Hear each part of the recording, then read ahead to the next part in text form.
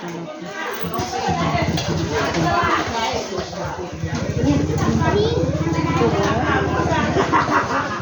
ีหยังอันนี้นี่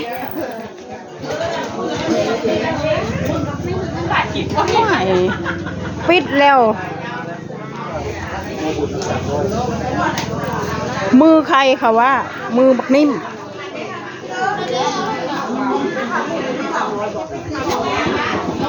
โอ้มีเวียกสั่งตรงนี้ตายจะลงไปเล่นโบแม่นแนว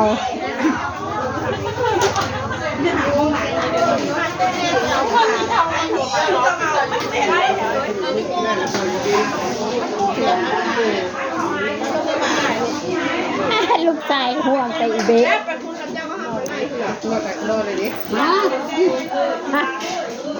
ไผ่ไผ่ผู้ใหญ่นิ่มนะเฮ้ย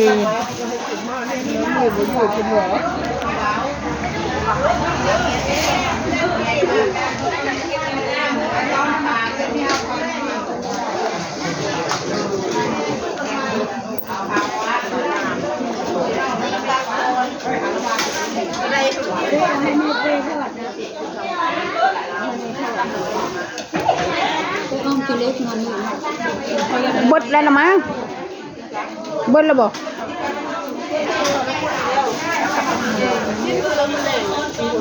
นี่เด้ใส่ถุงเลย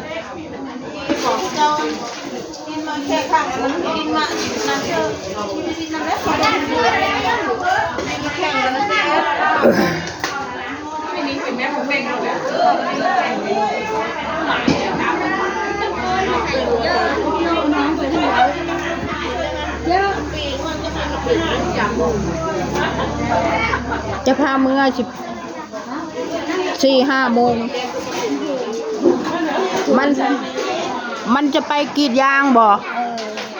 ห่วงลุงมาโอมุงแค่ชิโล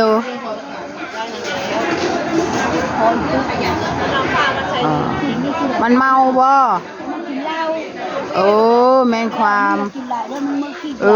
แม่นความมันเอาแกงไหมเอาค่ะแกงบางอันมันนั่นล่ะมื้อนั้นล่ะโอ้ยเพราะว่าแบบนี้เชอะลุกซื้อมาทิ่มเนาะมันมีเบิ่งมันหลายโพดอันกินนะยายคนผัดบอกกระโดดได้บ่ไปตั้งอยู่นะฮะน้ำลืมเขาว่าหม้อเป้า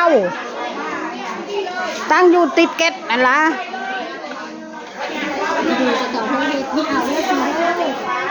แม่นทำมันเหลือเนาะ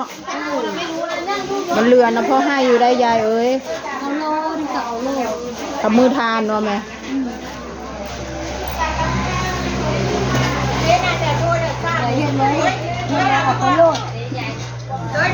แต่ว่ามันยังอยู่เสียทีนเสากับมันไม่ก็กินดอกคำแหละเนาะเจี๋ยอยู่เมาแล้วโตเมาแล้วบ่มันทับทา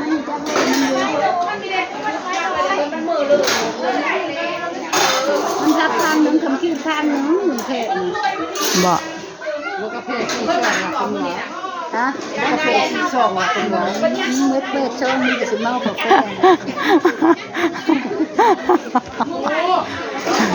อย่าไปกินอะไรเด้อหัวใจมันบีบหัวใจได้มันบีบหัวใจได้กาแฟนะบ่แม่นดีเด้อ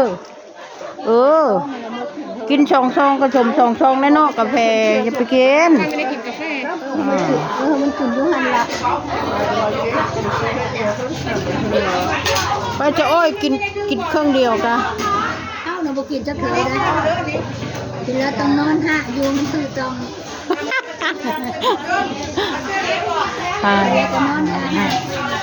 งานค่ะนี่ตอนนี้ค่ำมืดแล้วงานนี่ได้ไปเลยนี่เอามา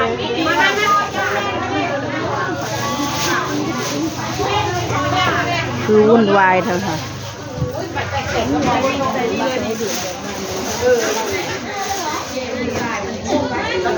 เอาหม้อใส่กระเป๋าเลย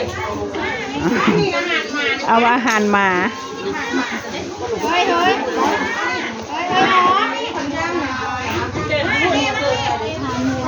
อาหารหมามันเหลือก็เอาไปเลยดีกว่าทิ้ง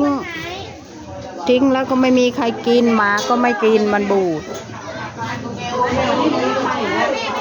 โอ้เห็นบ่มันเหลือนะเห็นบ่นะหม้อนะเจ้าเป็นว่าเหลือมันเหลือคิดจุกเอาอ๋อแล้วจะภาษาอะไรเอามา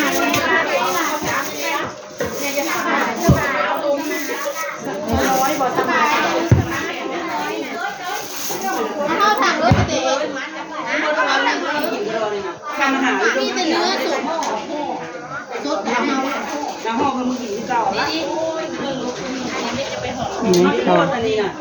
ชาวปานน้าตายแม่น้องปาล์มอันนี้นะน้อยอันนี้นะน้อยอันนี้นะอันนี้แล้วอันนี้นะว่าจะหันพื้นไม่มา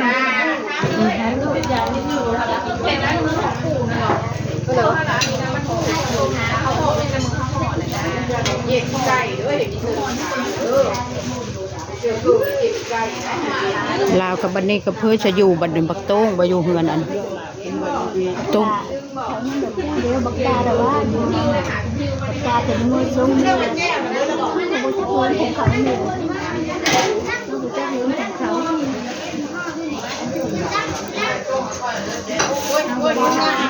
บอก